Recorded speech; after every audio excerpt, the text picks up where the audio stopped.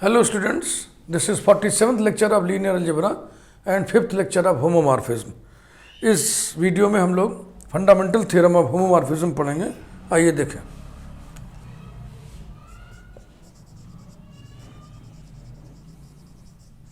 Fundamental theorem of homomorphism group theory में भी आपने पढ़ा हुआ है fundamental theorem of homomorphism. Ring theory में भी आपने पढ़ा हुआ है fundamental theorem of homomorphism.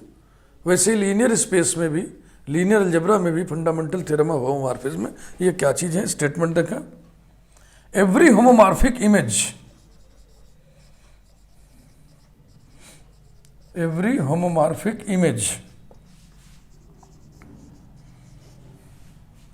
of a linear space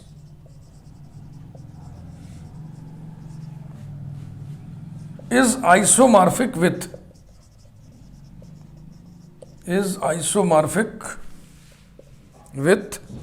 some quotient space,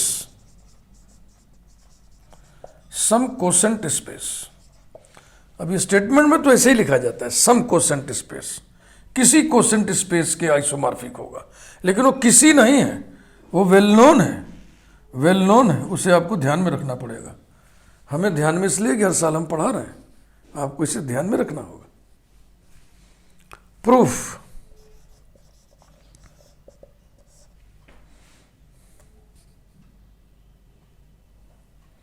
late VF be a linear space, दो लीनियर स्पेस चाहिए।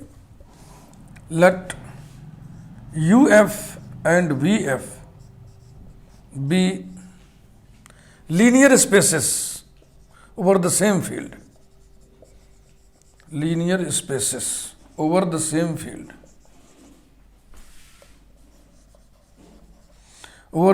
Field, such that F from U to V is a homomorphism,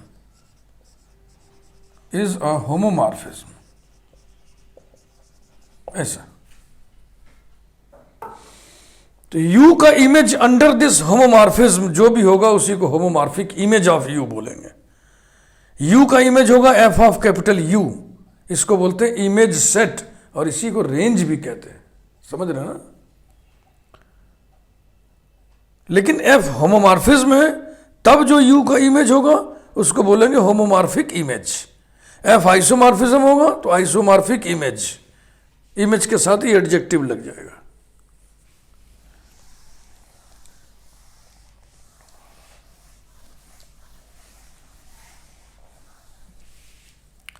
We have to prove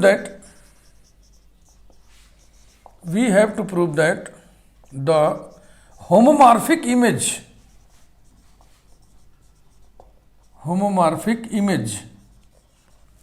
F of capital U, इसी को image set of U बोलते हैं या range बोलते हैं, range of the mapping F।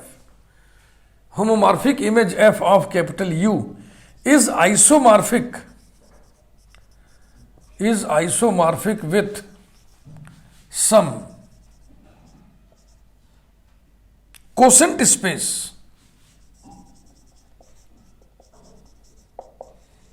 Quotient space बनाने के लिए हमें एक स्पेस चाहिए और एक उसका सब स्पेस चाहिए।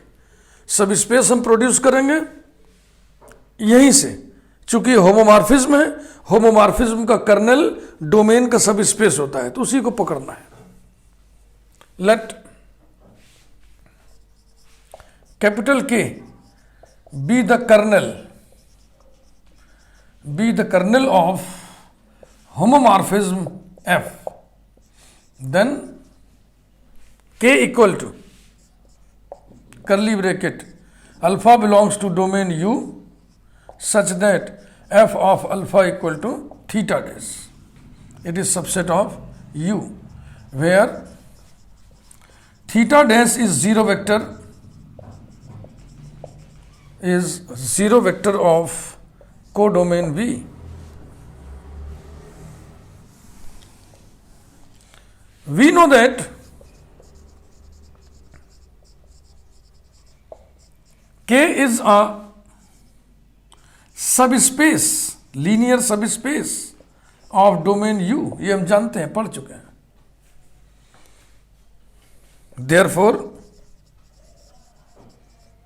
You upon K is a quotient space.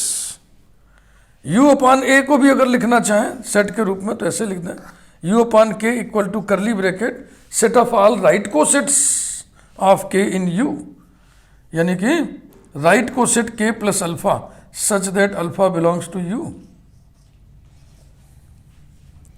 Is a quotient space.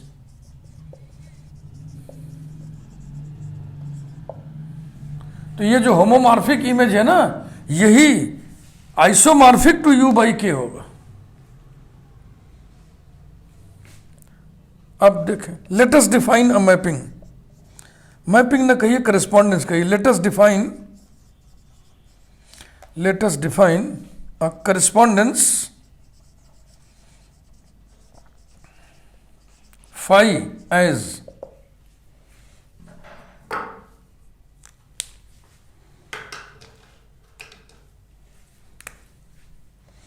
phi from u by k to f of u such that phi of u by k का एलिमेंट चाहिए तो right coset k plus alpha equal to F of U के किसी element पर map करिए। F of U image set है, U के element के इमेजेस इसमें रहते हैं। k प्लस अल्फा में अल्फा यू का एलिमेंट है, तो इस अल्फा की इमेज पर इसको उठा के मैप कर दो, यानी कि F of alpha for all right coset के plus alpha belonging to U by K. ऐसी मैपिंग चतुराई से हमने लिया है और हम दिखा दें कि ये आइसोमॉर्फिज्म है। देखो, हमें एग्जिस्ट कराना है, u बाई के से एफ ऑफ यू, एक ऐसी मैपिंग हम एग्जिस्ट कराएं, एक ऐसी मैपिंग हम डिफाइन करें जो मैपिंग हो और बाई नेचर आइसोमॉर्फिज्म हो। तो कोई तो सेटिंग करनी पड़ेगी ना कि ये मैपिंग, हम जानते हैं कि ये आइसोमॉर्फिज्म हो जाएगा, आपको याद रखना होगा। This correspondence is well defined mapping, पहले तो ये कहिए। वेल डिफाइंड मैपिंग के बारे में आपको कभी बताए होंगे, फिर आज बता दे रहा हूं। देखो, जब आप मैपिंग डिफाइन करते हो तो एक डोमेन होता है, एक को डोमेन होता है, इसके बीच में एक करस्पॉन्डेंस होता है x और इसकी इमेज को हम लिखते हैं y, यानी f is a correspondence from a to b such that f of x equal to y, f of x equal to y, यानी y is f image of x and it holds for all x belonging to a। तो मेरी बात को ध्यान से सुनिएगा। Relation दो sets के बीच में कैसे भी रिलेशन रिलेट कर दो, सब रिलेशन है, लेकिन वो मैपिंग कब होगा? पहली शर्त, इसे डोमेन कहते हैं, इसे कोडोमेन कहते हैं। डोमेन में कोई भी इनर्ट एलिमेंट ना हो। इनर्ट एलिमेंट माने निष्क्रिय अवयव। इनर्ट इन द सेंस इसमें जो भी एलिमेंट हो इसके किसी न किसी एलिमेंट पे करस्पॉन्ड करे। Each element of domain must correspond to some element of B. तो ये बात इस लिखावट में है, ये जो एक्सप्रेशन है इसमें ये चीज है। कहां है? ये लिखा है, ये लिखा है कि ए के सभी एलिमेंट्स एक्स के लिए, ए के सभी एलिमेंट्स एक्स के लिए, तो ए के किसी एलिमेंट को आप छोड़ रहे हैं क्या अपनी बातचीत में? नहीं, सारे एलिमेंट आ गए। बी में एक वाई एलिमेंट ऐसा बैठा है कि वो एक्स वाई पे करस्पॉन्ड कर रहा है। दूसरी शर्त क्या होनी चाहिए कि जो करस्पॉन्डेंस है वो वन मेनी नहीं होना चाहिए। पहली शर्त यह है कि ए में कोई एलिमेंट इनर्ट ना हो, वो चीज इस लिखावट में है। दूसरी शर्त यह है कि करस्पॉन्डेंस वन मेनी नहीं होनी चाहिए, ये चीज इस लिखावट में नहीं है। तो इसी पे हमें चेक लगाना है। मान लो ये दो एलिमेंट थे, x1 उसकी इमेज है f ऑफ x1, x2 उसकी इमेज है f ऑफ x2। हमने x1 x2 को बराबर कर दिया, x1 इक्वल टू x2, तो ये सिचुएशन बन गई। x1 इक्वल टू x2 होते ही अगर उनके इमेजेस बराबर नहीं हुए तो ये करस्पॉन्डेंस कैसा होगा? वन मेनी होगा। It is merely a relation but not mapping. ये मैपिंग नहीं है। ये मैपिंग तभी होगा जब इसको हम चेक करें कि दो एलिमेंट्स के बराबर होते ही उनके इमेजेस तुरंत बराबर हो जाए, तुरंत ये दोनों बराबर हो जाए ना। तो f is well defined mapping, f is well defined mapping if x1 equal to x2 imply कर दे तुरंत f of x1 equal to f of x2। दो एलिमेंट्स के बराबर होते ही उनके इमेजेस बराबर हो जाए। दो एलिमेंट्स के बराबर होते ही अगर इमेजेस बराबर नहीं हुए तो वो वन मेनी करस्पॉन्डेंस रहेगा, वो मैपिंग नहीं होगा। तो समझ रहे हैं ना, वेल डिफाइंड। कोई भी करस्पॉन्डेंस वेल डिफाइंड मैपिंग कब बनेगा? कोई भी करस्पॉन्डेंस, कोई भी से मतलब ये जिसमें ये चीज लिखी हो, ये हिस्सा लिखा हुआ हो, पहला डिसिप्लिन उसमें ऑलरेडी हो, फिर उसको हम कहेंगे it is well defined mapping. जब ऐसा चेक लगे x1 इक्वल टू x2 होते ही fx1 इक्वल टू fx2 हो जाए।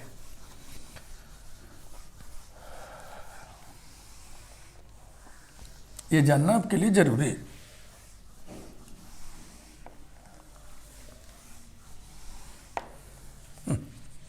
Let us define this. Clearly, phi is a well-defined mapping. Phi is a well-defined mapping because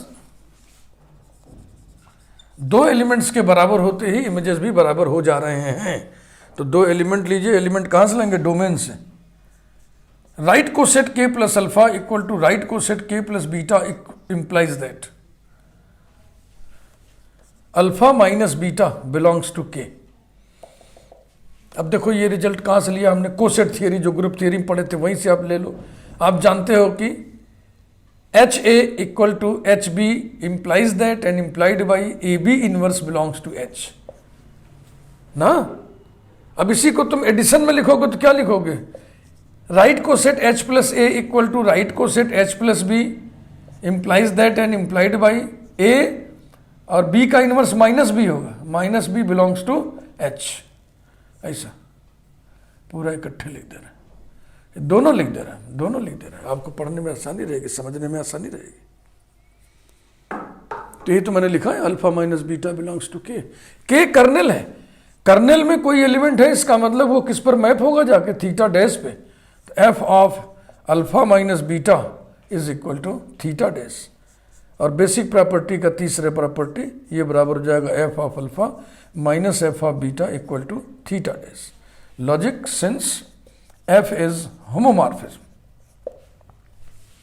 implies that f of alpha equal to f of beta implies that f of alpha माने phi of k plus alpha, phi of right coset k plus alpha equal to, इसका मतलब phi of right coset k plus beta, full stop. यहाँ से शुरू हुआ वो sentence यहाँ आके समाप्त हुआ। ये पूरा एक ही सेंटेंस है, फुल स्टॉप यहाँ लगा है। Phi is well defined mapping because x1 equal to x2 implies that phi of x1 equal to phi of x2। अब हम प्रूव करेंगे कि phi एक आइसोमॉर्फिज्म है। इसके लिए आपको दिखाना होगा phi 1 है, phi 2 है और phi होमोमॉर्फिज्म है। phi का डेफिनेशन एक बार हम यहाँ कोने में फिर से लिख ले रहे हैं। phi u upon k to f of u है, such that phi of right coset k plus alpha equal to F of alpha. यही है, फॉर ऑल नहीं लिख रहा है, छोटे में ऐसे लिख रहा है। नंबर 1, अब आइए देखें फाई 1 है कि नहीं। कोई मैपिंग 1 कब होती है? जब दो इमेजेस के बराबर होने से प्री इमेजेस बराबर हो जाए। तो दो इमेजेस को बराबर करिए, F of alpha equal to, sorry ऐसे न लिखो, ऐसे लिखो, phi of x1 equal to phi of x2, यानी phi of right coset k plus alpha equal to phi of right coset k plus beta, और implies that phi of k plus alpha माने f of alpha equal to F of beta, implies that f of alpha minus f of beta equal to theta dash, implies that f of alpha minus beta equal to theta dash, implies that alpha minus beta belongs to k by definition of kernel. And this implies that right coset k plus alpha equal to right coset k plus beta. Logic वही. A minus B belongs to H implies that and implied by right coset H plus A equal to right coset H plus B. Group theory में सब पढ़ा हुआ result. तो अगर A minus B belongs to H है तो H plus A बराबर H plus B होगा. अब आप देखो मिलाओ, यहां से यहां मिलाओ.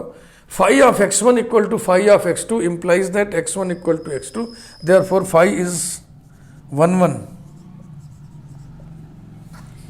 और ऑन2 को देखो पकड़ने का तरीका ये जो डेफिनेशन होता है ना, मोड ऑफ डेफिनेशन, इसको हम ये देखते हैं कि जो इमेज लिखा जाता है उसमें ऐसा कोई लेटर मौजूद हो जो लेटर यहाँ एलिमेंट में भी हो.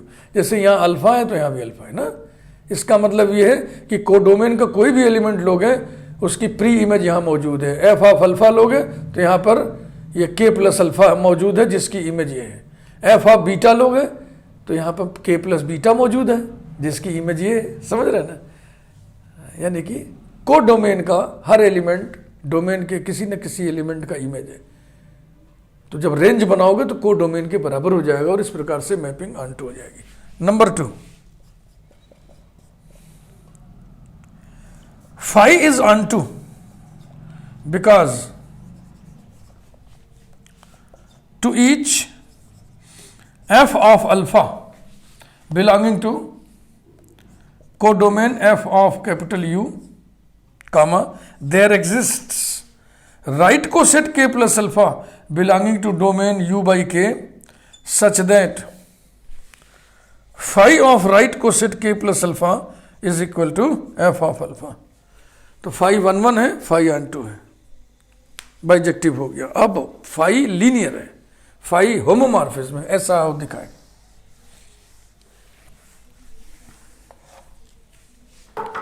Third,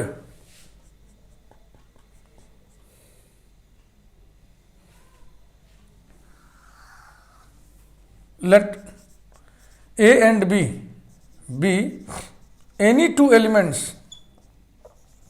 any two scalars लिख देना, any two scalars.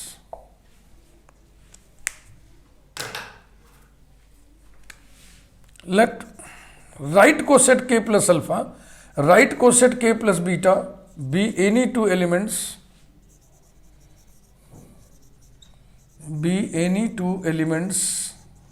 of quotient space and domain U by k.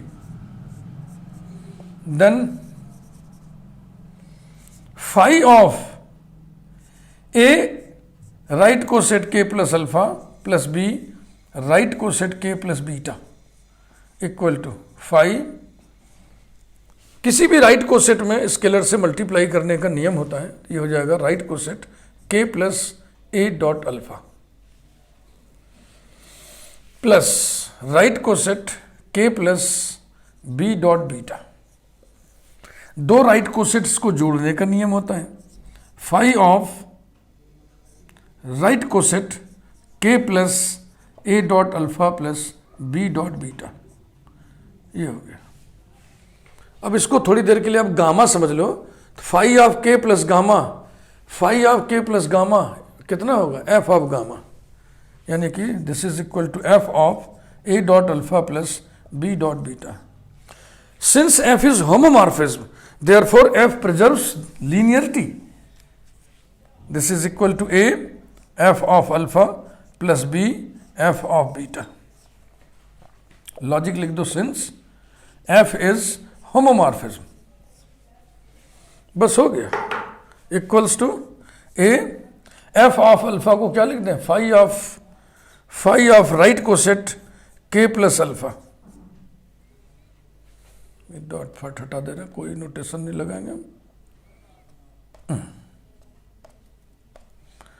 Plus B phi of right coset के प्लस बीटा. अब यहां से मिलान करिए इसका. फाई ऑफ ax1 plus bx2 equal to a phi of x1 plus b phi of x2. ये therefore phi is linear, therefore phi is homomorphism. Homomorphism, तो फाई होमोमॉर्फिज्म भी हो गया, बाइजेक्टिव भी हो गया, इसका मतलब फाई आइसोमॉर्फिज्म हो गया.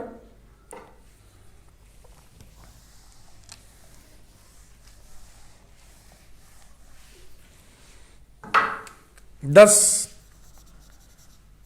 phi from u to k, from u upon k to f of u is an isomorphism, and so u by k is isomorphic to f of u. We know that the relation of isomorphism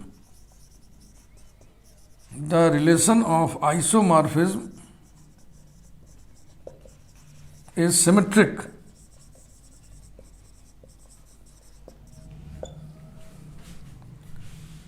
Therefore, u by k is isomorphic to f of u को हम लिख सकते हैं f of u is isomorphic to u by k. That is, f of u is isomorphic to लिखिए चाहे with लिखिए, with quotient space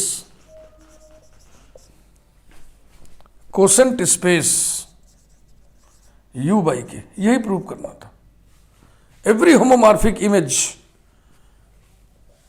of a linear space is isomorphic with some quotient space. किसी quotient space के isomorphic होता है. वो कोई quotient space कौन होता है? वो homomorphism के डोमेन और होमोमॉर्फिज्म के कर्नल की मदद से बनाया हुआ कोसेंट स्पेस होता है. डोमेन u है और f का कर्नल ये है, तो u बाई के कोसेंट स्पेस बना. इसके बाद एक थ्योरम हम लोग पढ़ेंगे जो कि काफ़ी वेल नोन है और बहुत ही ट्रिकी है, टेक्निकल है.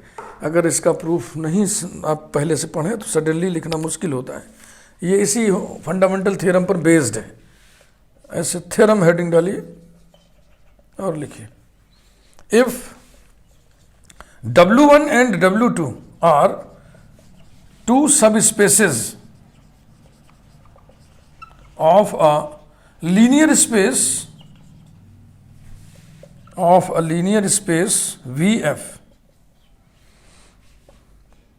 then W1 upon W1 intersection W2 is isomorphic to W1 plus W2 upon W2. ये होमोमॉर्फिज्म का जो फंडामेंटल थ्योरम आप पढ़े हो ना, इसी के उपयोग से इसको हम प्रूव करते हैं. बहुत ही टैक्टफुल्ली देखिए कैसे.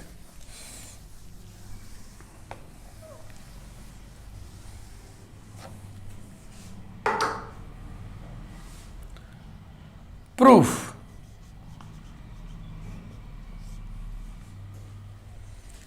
इसको लेंगे और इस पूरे को लेंगे और मैपिंग डिफाइन करेंगे. पहले late us define a correspondence f as f from W1 to W1 plus W2 upon W2 such that f of, इसमें अल्फा ले लीजिए, इक्वल टू, ये कोसेंट स्पेस है ना, कोसेंट स्पेस है, जैसे v बाई डब्ल्यू जैसा है, तो इसके एलिमेंट कैसे होंगे? w प्लस अल्फा जैसे होंगे. अल्फा कहाँ से आएगा? ऊपर से v से आएगा. तो इसके एलिमेंट कैसे होंगे? W2 प्लस, ऊपर से लेना है तो ऊपर से सिर्फ हम अल्फा ही ले रहे हैं. अब कारण बता रहे हैं क्यों ले रहे हैं. For all alpha belonging to W1, सब कारण बताएंगे आपको.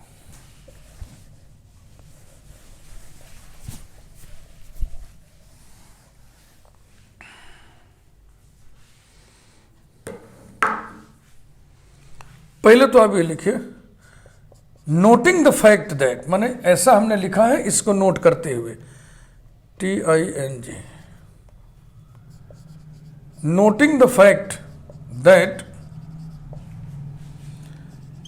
W2 प्लस, देखो यहां पे जो राइट कोसेट फॉर्मेशन कर रहे थे, तो W2 में क्या जोड़ेंगे हम, ऊपर के एलिमेंट को, और ऊपर के एलिमेंट कैसा होगा, अल्फा प्लस बीटा जैसा होगा, जहां अल्फा W1 में हो, बीटा W2 में हो। तो मैं ऐसे लिख दे रहा हूं, अल्फा प्लस बीटा, और अब इसको देखिए बराबर, राइट कोसेट एडिशन का नियम लगा रहे हैं, right coset W2 plus alpha plus right coset W2 plus beta,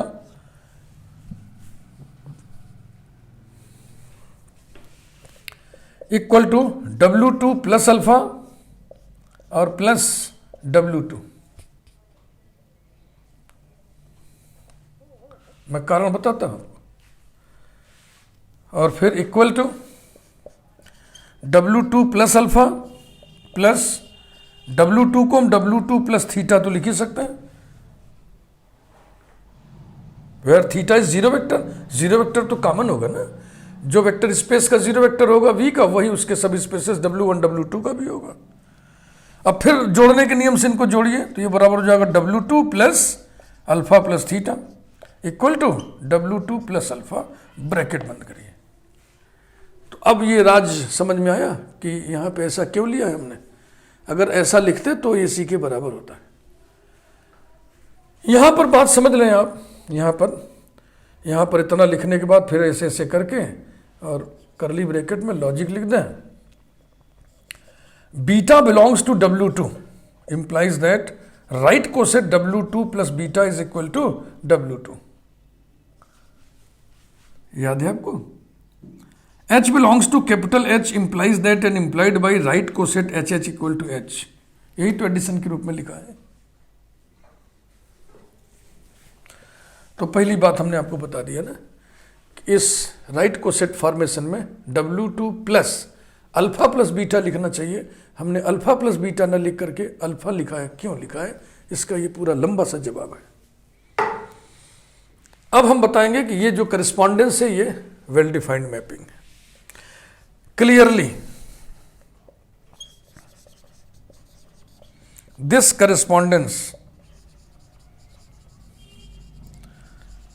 correspondence is a well defined mapping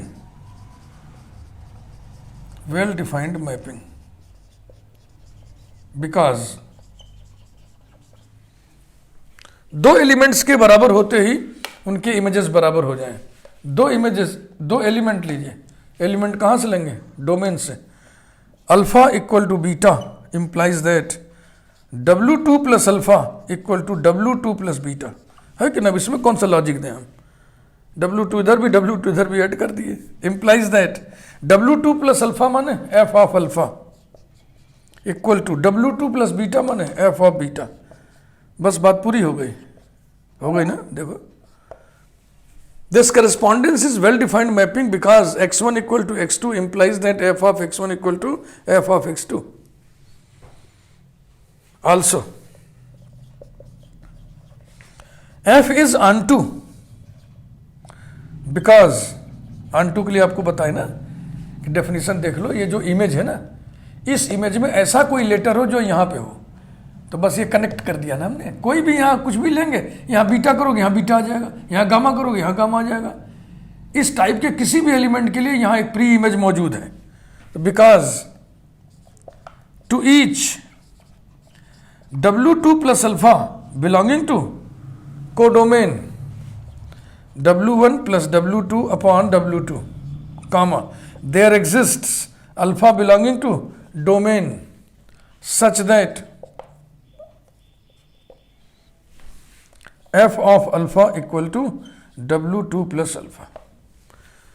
तो ये मैपिंग ऑनटू है इसलिए कोडोमेन रेंज के बराबर होगा, यानी कोडोमेन ही इमेज सेट होगा, image set.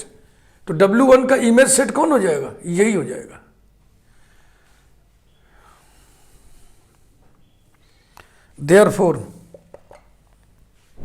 W1 plus W2 upon W2, W1 plus W2 upon W2 is image set. बस इतना लिख दो। इसको थोड़ा हम ब्रैकेट में ऐसे बंद कर दें, हाइलाइटर लगा दें। अब हम बताने जा रहे हैं कि F होमोमॉर्फिज्म है। अगर F होमोमॉर्फिज्म हो गया तो ये क्या होगा, होमोमॉर्फिक इमेज हो जाएगा, होमोमॉर्फिक इमेज हो जाएगा। या तो ऐसे लिख दें, इमेज ऑफ W1, ऐसे लिख दें, और F होमोमॉर्फिज्म प्रमाणित हो जाएगा तो आप कहोगे this is homomorphic image of W1।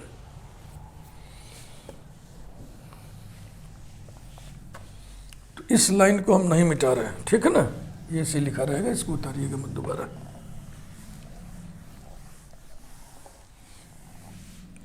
ये हिस्सा हम कट कर दे रहे हैं ऐसे।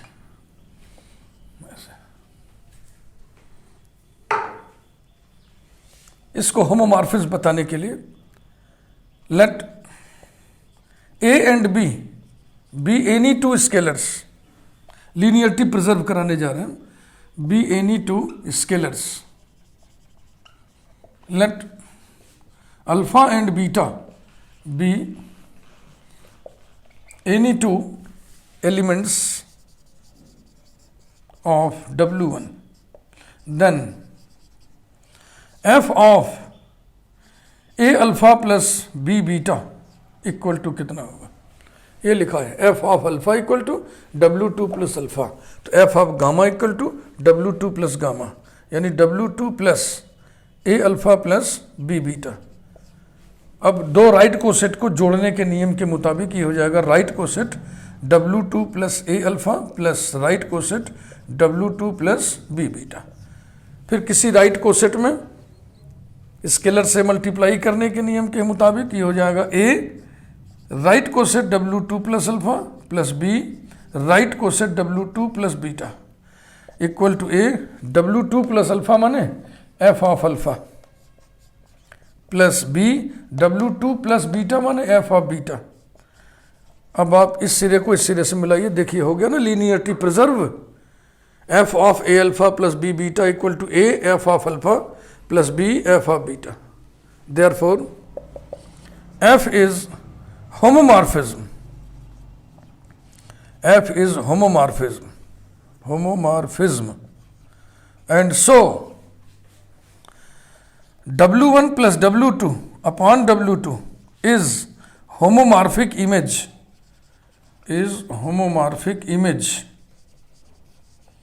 of W1। ये जो लिखा था उसकी जगह पे अब ये आ गया होमोमॉर्फिक इमेज ऑफ W1, ऐसे हाइलाइटर आप भी लगा दीजिए। जो इमेज था W1 का अब वो होमोमॉर्फिक इमेज हो गया, क्योंकि जिस मैपिंग के अंडर वो इमेज है वो मैपिंग बाय नेचर होमोमॉर्फिज्म है। अब कर्नेल हम कैलकुलेट करेंगे, इस होमोमॉर्फिज्म का kernel. Let capital K be the kernel of F then dash. इसके बाद हम मिटाएंगे, K कैलकुलेट करेंगे, ठीक, मिटा रहे।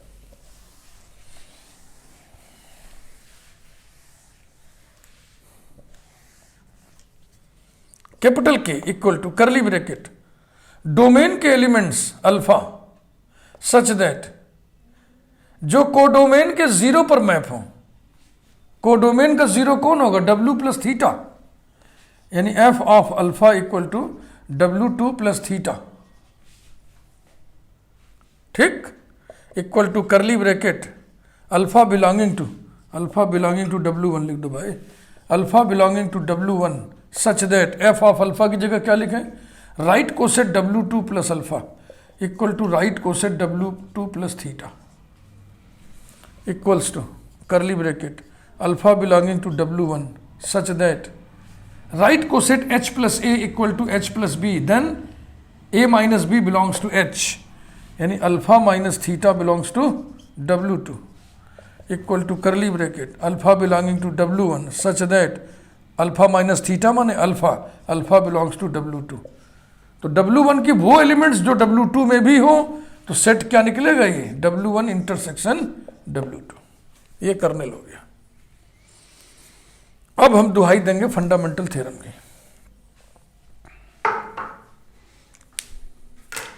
Thus, by the fundamental theorem of homomorphism, thus by the fundamental theorem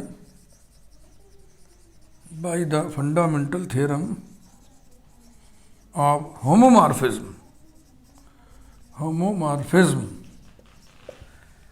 ये जो होमोमॉर्फिक इमेज है ना, वो isomorphic to some quotient space होता है।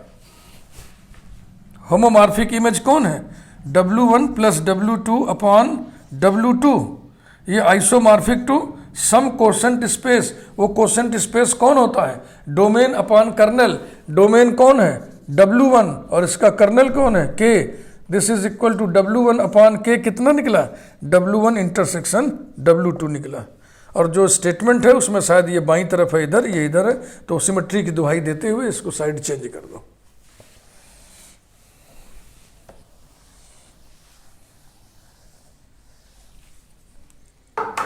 We know that the relation of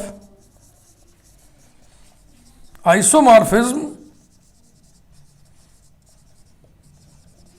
is an equivalence relation, is symmetric कह दो, is symmetric, क्या करे पूरा हम इक्विवेलेंस लिखने जाए।